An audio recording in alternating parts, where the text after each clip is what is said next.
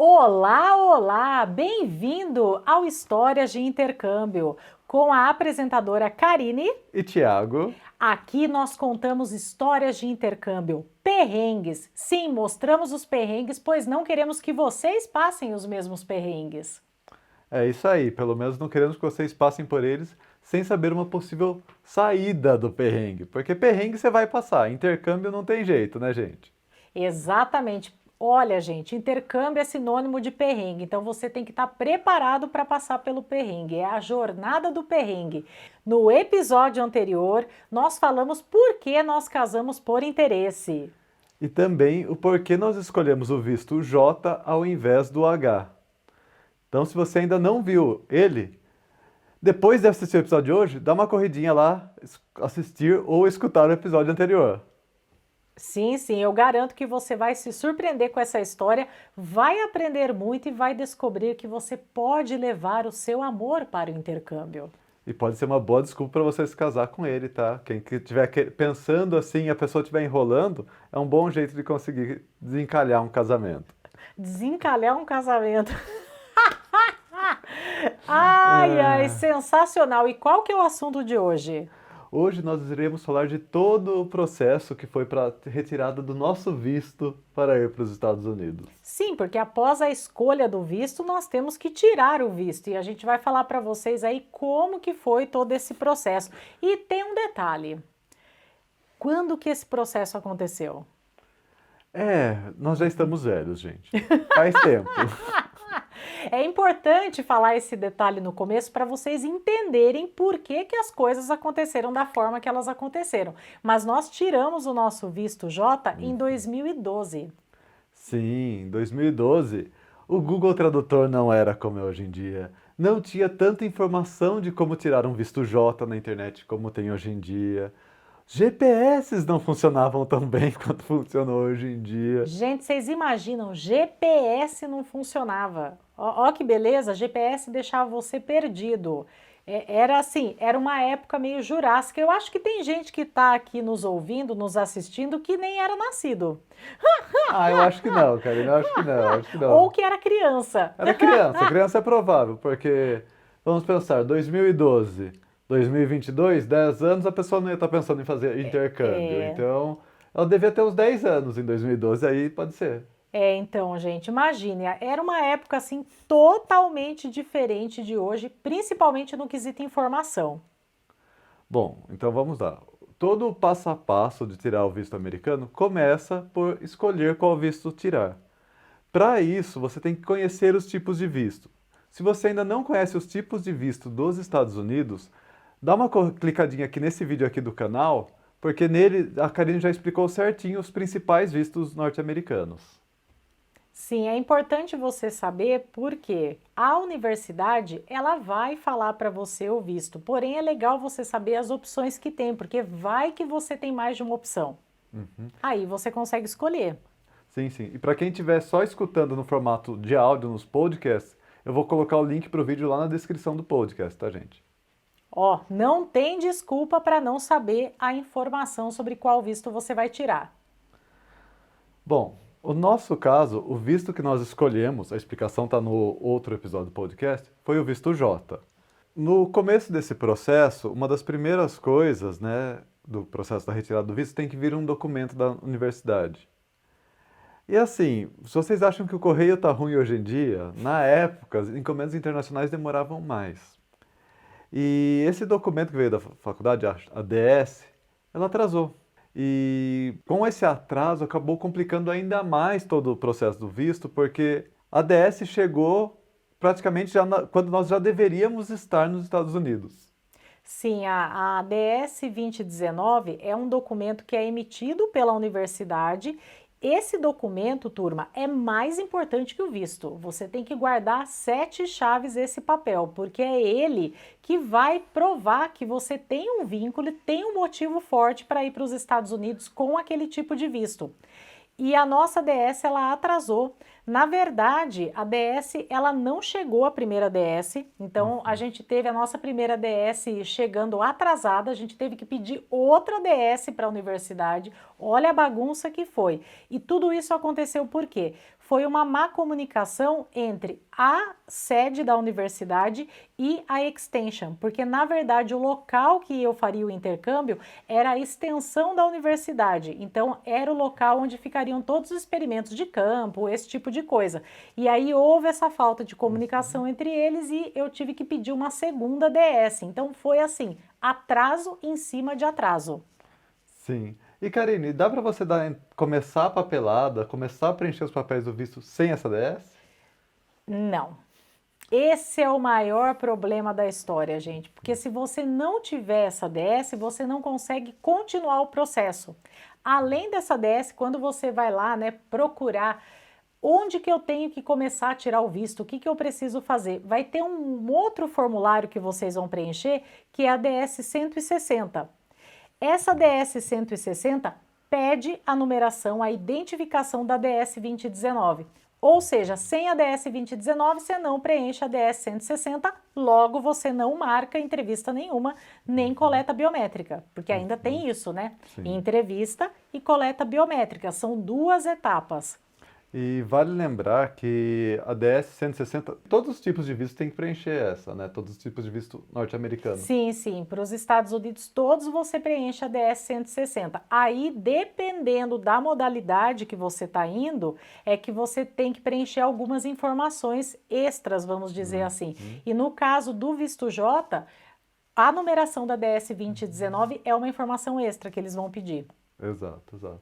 E também, assim, mais um complicador, né? Nessa época que nós estávamos tirando o visto, a Karine comentou ali da coleta biométrica. Mudou a coleta biométrica, justamente nessa época. Foi.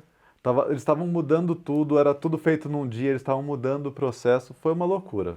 Bom, com a nossa DS que veio dos Estados Unidos em mãos, nós começamos a preencher a DS 160.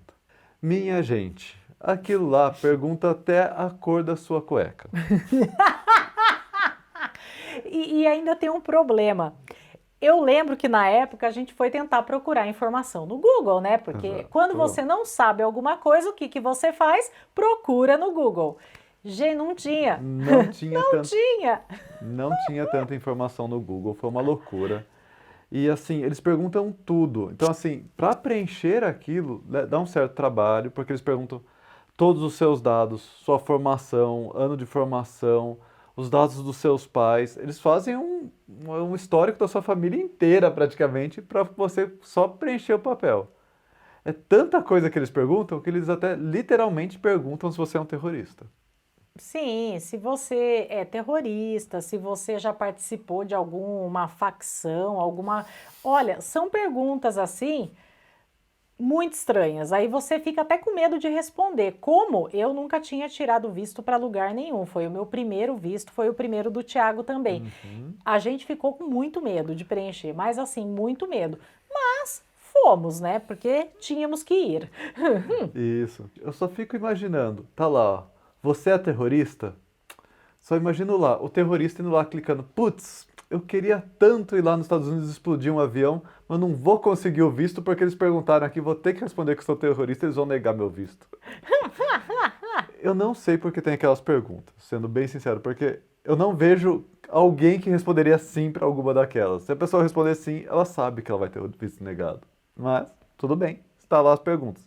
Resumindo, gente, as perguntas do seu perfil lá no DS 160 é tudo não. Ah, você é terrorista? Não. Você tem afiliação com alguma coisa? Não. Manda tudo não que é sucesso. Na época nós fomos pesquisando pergunta por pergunta. Os dois perdidos. Não, eu lembro que a gente foi bem criterioso nas respostas, fomos lendo, entendendo, demoramos mais do que o normal. Hoje em dia a gente preenche um documento desse em 1h30, com o aluno junto. Sim, o aluno, É bem... quando o aluno tem todas as informações. Quando o aluno tem todas as informações, 1h, 1h30 a gente preenche um documento desse. Mas na época a gente demorou bem mais, foi algo feito com mais cuidado, porque estávamos pesquisando, né? E nós não tínhamos quem consultar, não tinha ninguém para nos ajudar nesse processo, ninguém da nossa família nunca tinha preenchido, nós não fomos atrás de empresas de intercâmbio para ajudar, e foi com a cara e com a coragem mesmo. Consequentemente, sofremos. Mas fizemos certo, viu? Não, não. Deu tudo Deu certo. tudo certo, conseguimos o visto sem grandes problemas. Bom, uma dúvida que muita gente tem, né, quando está preenchendo a DS-160, é na hora que pergunta lá o seu nome do meio. Karine, você sabe como faz para identificar qual que é o nome do meio? Eu não. Eu não? Vamos lá. Eu também não sabia, fiquei com muita dúvida na época e tempos depois eu acabei pesquisando, ou pesquisando ou perguntei, não lembro. E como que você faz para descobrir se você tem nome do meio ou não? Por exemplo, meu nome é Tiago Cunha Jorge. E daí, como que eu sei se esse Cunha é nome do meio ou é sobrenome? Primeira dica, tem duas maneiras. Uma das maneiras é, olha no seu passaporte. Tá preenchendo a DS-160? Coloca as informações igualzinho tá no passaporte. Não vai inventar de colocar diferente, que dá ruim. Segunda coisa, quando você vai tirar o passaporte, eles perguntam se você tem nome do meio. Daí já pode vir essa dúvida desde antes, mesmo aqui para preencher os documentos brasileiros. E o nome do meio é o nome que você tem, que não é seu primeiro nome, e ele é diferente, ele não está presente nem no nome do seu pai, nem no da sua mãe. Então vamos lá, Tiago da Cunha Jorge. O nome da minha mãe é Lígia Cunha Jorge. Do meu pai, Benedito Ademir Jorge. Então vamos lá, o Cunha e o Jorge estão no nome deles, então meu único nome que é diferente é o Tiago. Portanto, eu não tenho o nome do meio. Já vamos dizer que meu nome fosse Tiago Silva Cunha Jorge. Esse Silva, por ele não estar presente no nome dos meus pais, ele acaba se tornando um nome do meio. Daí seria meu nome, primeiro nome Tiago, nome do meio Silva e sobrenome Cunha Jorge. Essa regra só muda, gente, se você for filho, neto ou júnior. Nesse caso, você teria que fazer esse comparativo com de quem veio o seu nome. Vamos dizer que você é júnior, você tem que fazer o comparativo do seu pai com os pais dele para ver se tem o nome do meio ou não. Fica um pouquinho mais complicado. Olha, nessa hora eu agradeço aos meus pais. Obrigado, mãe, obrigado, pai, por eu só ter dois nomes, Karine e Kettner. Pronto, acabou. Ai, que complicado. É chatinha essa história de descobrir o nome do meio. Gente, meu Deus, que tragédia. Que bom que eu não tenho. Ai, ai. Aí entramos na etapa do agendamento da entrevista. E aí vem um problema, porque eu não sei porquê, mas você preenche a sua DS-160, bonitinho, já tem a numeração da DS-2019, que é aquela que vem lá da Universidade Americana, tudo ok. Aí você Já pagou a taxa. Ai, é verdade, tem que pagar a taxa, gente. A taxa Seves dolorosa, você vai pagar a taxa. É em dólar, tá? Em dólar, uma coisa maravilhosa. É aquilo, né? Nós emprestamos o cartão da sua mãe na época para pagar. Na época, emprestei o cartão da minha mãe para pagar, porque eu não tinha nem cartão para pagar aquilo internacional, né? Não tinha E como com pagar. limite suficiente. Limite para tudo aquilo. Tá certo que o dólar não era tão caro quanto hoje em dia, mas mesmo assim eu não tinha um cartão internacional para fazer esse pagamento. Aí vamos agendar a entrevista. Qual que é o problema? Para você fazer a entrevista, primeiro você tem que fazer a coleta biométrica. E o que é essa coleta biométrica? É coletar, né, as suas digitais, pegar as suas informações, tirar foto, enfim, fazer toda a coleta das suas informações e para ver que você é você mesmo. Isso é importante. Só que isso é feito antes da entrevista com o cônsul. Porém, para você marcar, eu não sei por quê. Primeiro, eu não entendo por quê. Eu não sei, gente. Primeiro você marca a entrevista para depois marcar a coleta biométrica, sendo que a coleta biométrica vem antes da entrevista. Os passos no site são assim. Então, assim, o primeiro passo, primeira coisa que você tem que aparece lá para você agendar, a entrevista. Depois que você agenda a entrevista, que aparecem as datas para a coleta biométrica. Você fica... Oi? E como a gente comentou, na época estava começando, né, o sistema a funcionar dessa forma. Sim. E para piorar, nós já estávamos atrasados, né, Karine? Sim. Como atrasou para vir a papelada, nosso prazo já estava rolando. A gente estava preenchendo isso, já era para a gente estar nos Estados Unidos. A gente estava ainda preenchendo os papéis. Aí qual foi o problema? Marcamos a entrevista. Quando fomos Para a data marcar, mais próxima que tinha. tipo, agora, né? Estou em São Paulo, já tô indo lá. E aí precisávamos marcar a coleta biométrica. Só que não tinha. coleta biométrica antes da data da entrevista. Só que no sistema não dá nenhum erro, gente. Simplesmente falava que não tinha data disponível de coleta biométrica. Não falava que se era porque não tinha antes, o que estava acontecendo. Simplesmente fala, não tem data disponível. Daí você ficava naquela. E agora o que eu faço? Ele não dava uma mensagem de erro, simplesmente não aparecia a opção. Daí o que nós fizemos, Karine? Aí a cara de pau entrou em ação, porque prazo atrasado, sistema que a gente não sabia se ia para frente ou ia para trás. Vamos ligar, né? Tinha um telefone de contato, fomos ligar. A hora que eu fui fazer essa ligação, eu tinha duas opções, português e inglês. Fomos no português. Ninguém atende. Ninguém atende, gente. Era incrível. Tocava, ninguém atende. Eu falei, eu vou tentar em inglês, né? Aí tentei em inglês, fui atendida, porém foi já, né? É o perrengue pré-entrevista com o cônsul, porque para entender o que a pessoa estava falando, mexer no sistema, ó, não foi fácil, mas a gente conseguiu entender, deu certo, conseguimos marcar a coleta biométrica. Sim. O que nós tivemos que fazer? Simplesmente colocar a data da entrevista cerca de 2 dias para frente, para ter um dia anterior, para a gente poder fazer a coleta biométrica. Exatamente. Era todo esse o erro. Ou seja, se tivesse a opção de marcar a coleta biométrica antes da entrevista, não teria dado nada errado. PS, continua até hoje nessa ordem estranha, tá? Não sei porquê. Eu acho que deve ser para quem está tirando o segundo visto, que não vai precisar fazer coleta biométrica nova. Não Eu sei. imagino que tem uma lógica, é que a gente não sabe qual é. Esperamos que tenha uma lógica. Não faz sentido para mim a lógica, mas tudo bem. Bom, continuando, nós já agendamos tudo. Beleza, vamos nós. Ida para São Paulo. Vamos lá, contextualizando novamente. Estamos falando de 2012. Eu não tenho certeza se eu já tinha smartphone na época, gente. 2012. E o que acontece? Nós fomos lá, precisávamos de um GPS. Os caipiras aqui não sabem andar em São Paulo sem GPS. O que eu fiz? Meu pai tinha um GPS Xing Ling, com aqueles mapas, vamos dizer assim, de fonte duvidosa, baixados da internet. E era o que tinha.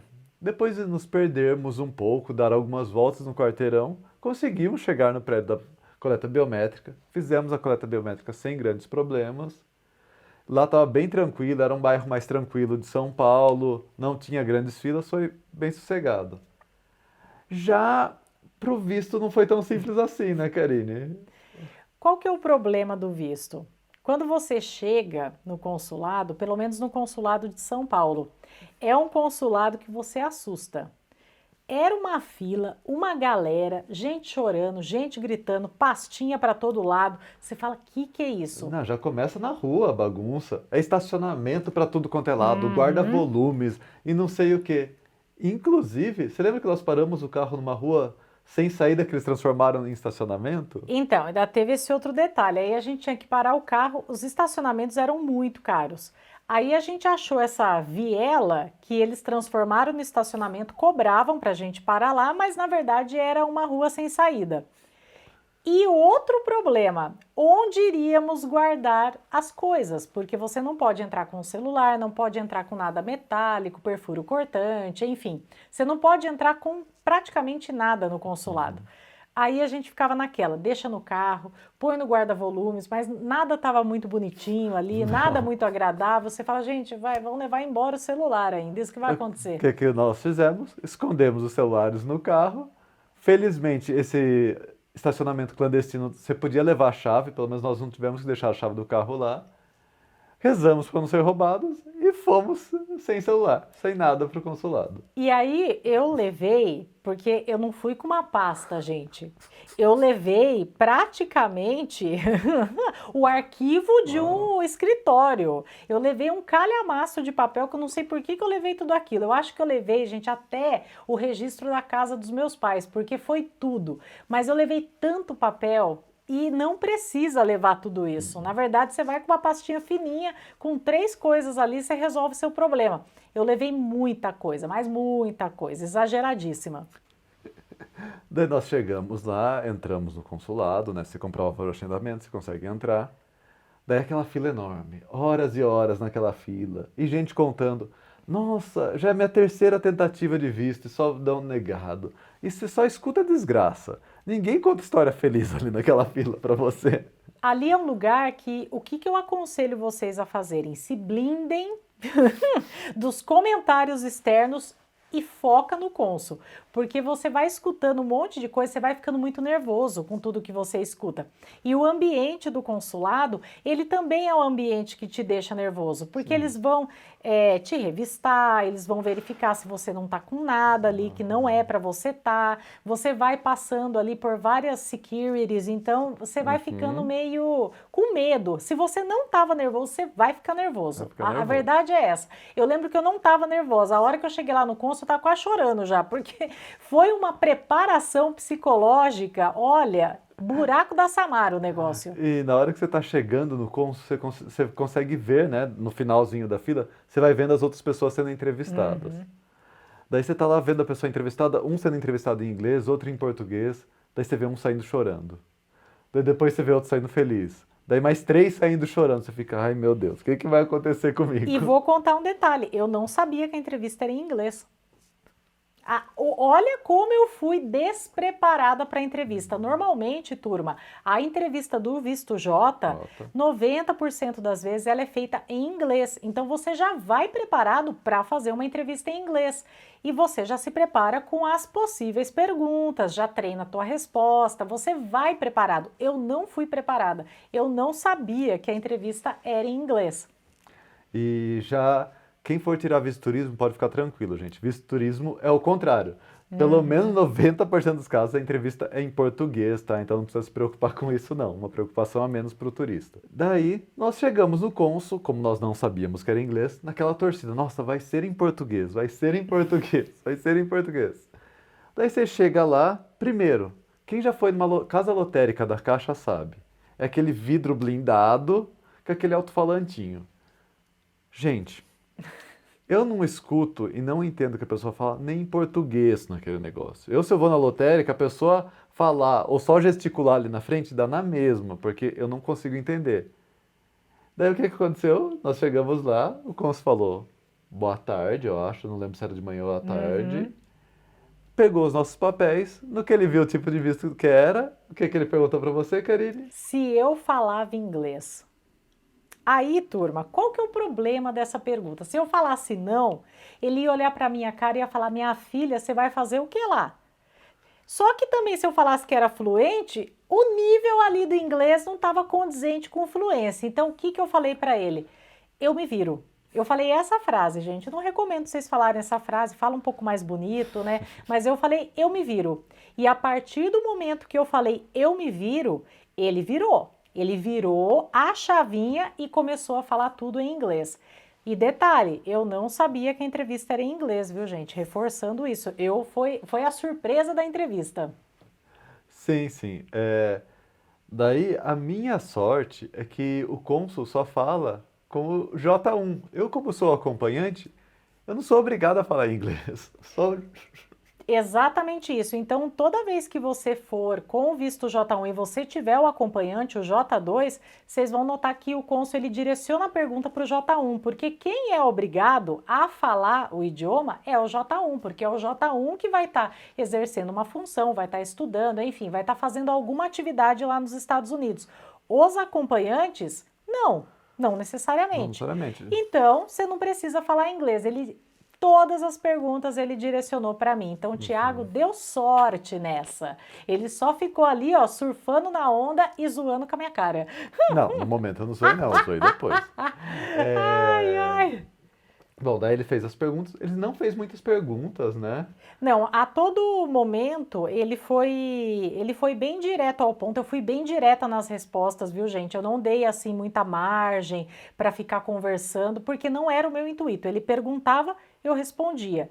E um detalhe, ele não pediu nada daquele calhamaço de documento que eu levei, gente. De verdade, a única coisa que ele realmente olhou foi a minha DS, a DS 2019, porque a DS 160 ele tá lá no sistema dele, mas ele olhou a DS 2019, que é a que vem da universidade para você.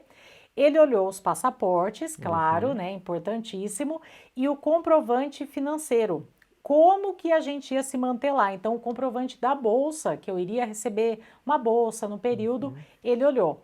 Ele nem chegou a olhar o comprovante extra, Porque quem viu o primeiro episódio vai lembrar que a gente falou sobre isso. Quando você leva um dependente, você precisa comprovar que você tem dinheiro para manter o teu dependente também.